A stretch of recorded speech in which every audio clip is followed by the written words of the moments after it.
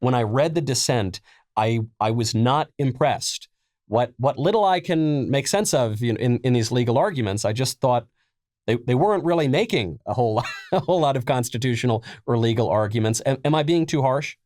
You're not, and I think the majority opinion eviscerates the dissent. I mean, just shreds it. The dissent doesn't try to defend Roe. Roe on its own is indefensible. I mean, the reasoning, there's nobody that defends Roe. The reasoning of it. And the dissent doesn't even really try to defend Casey other than to say stare decisis, stare decisis, stare decisis, that you can't overturn it. The majority opinion explicitly addresses stare decisis and points out that, yes, stare decisis is very important, but the court has many, many times overturned precedent. And there's a 2-page footnote outlining the many landmark cases that were overturning precedent.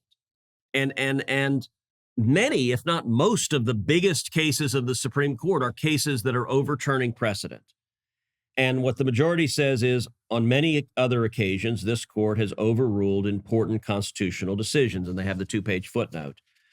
And then they say something that is really powerful. They say, without these decisions, overruling precedent, American constitutional law as we know it would be unrecognizable, and this would be a different country.